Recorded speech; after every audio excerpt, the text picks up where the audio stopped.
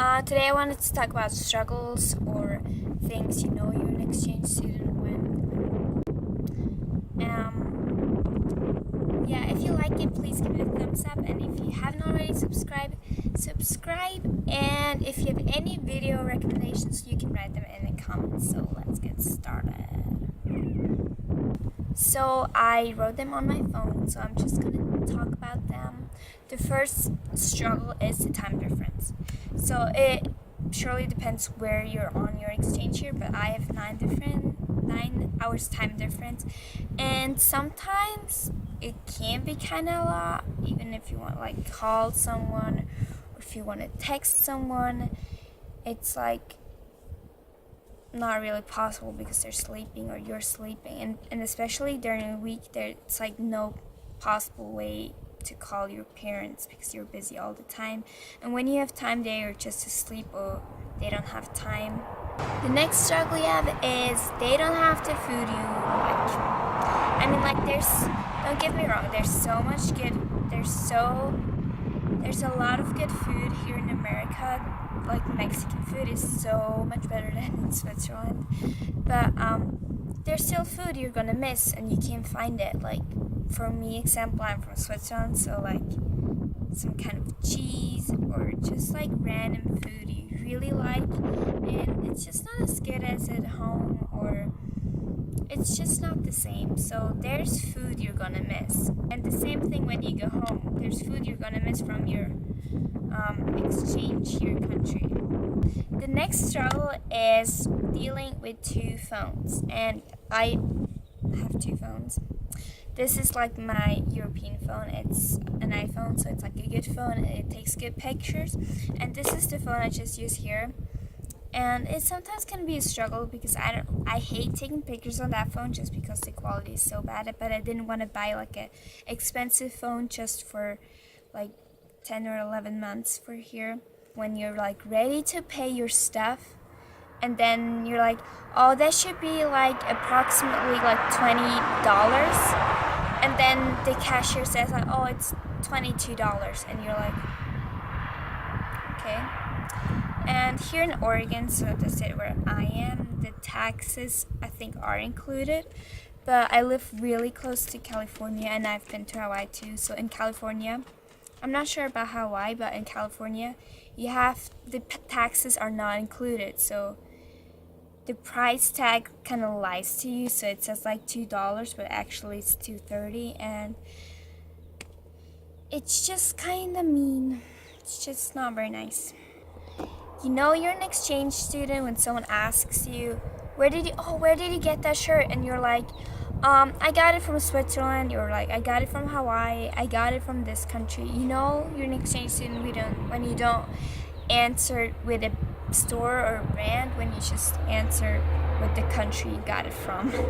Another struggle exchange students have here in America is you just can't tell dollars apart because they're all the same color. So you're in your wallet and you have no idea if it's like $1, if it's $20, if it's $10, $5, because they all are green. You know you're an exchange student when you're like, oh, is it warm today? And they say it's 70 Fahrenheit and or 70 degrees, and you're like, okay, still don't know if it's warm or cold. I'm kind of getting used to it, but I'm still sometimes confused by the temperature. The same thing is with inches and feet and miles and cups and yards, everything. It's like, oh, it's 1,000 feet high. Is that high? Is that low? I don't know. No idea. Inches, yards, it just confuses me. Another struggle is when you write the date wrong.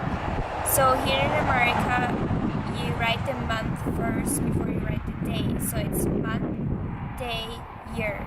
And in Europe, it's day, month, year. So it can be confusing when it's like, so today it would be 05 for May, 04 for the day, and 2018 for the year. So it can be confusing. You know you're an exchange student when you're shocked when people say they don't have a passport or they say they've never been out of the country. And I have experienced it. I don't know, I was like, I didn't even know you cannot have a passport. I thought that was like you're required to have one. But I didn't even think about it that you just have to have one to travel, but you don't have to have one. And a lot of people here have never ever been in another country. And when it would be Mexico or Canada, but even though not really, they haven't even been in a lot of other states. You know you're an exchange student when you can't donate blood at the school blood drive. I don't really care that much, but and I don't even know why not, but you just can't. Everybody's doing it, but you can't do it. You know you're an exchange student when all your friends can drive, but you can't because you're an exchange student. And here in America, everybody can drive at 16 or when they have a permit with 15, and that's crazy, isn't it? You know you're an exchange student when you get homesick sometimes. Yeah. You know you're an exchange student when you try so much new food and they're shocked when you tell them you've never had that before. Or you tell them, oh, we don't have Subway in Switzerland. Or you're like, oh, we don't have In-N-Out Burger. We don't have Arby's. We don't have Reese's peanut butter cups. Or peanut butter is not very popular in Switzerland. They just, what? It's crazy. Or like, you don't have softball in Switzerland. You don't have football. You don't have baseball. What sports do you do?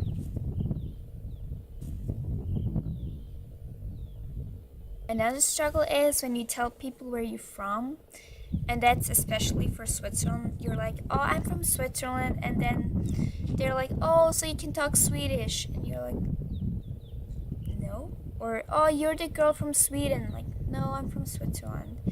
Thank you very much for watching. I hope you liked this video. Please give it a thumbs up if you did, and subscribe if you haven't already subscribed. And thank you.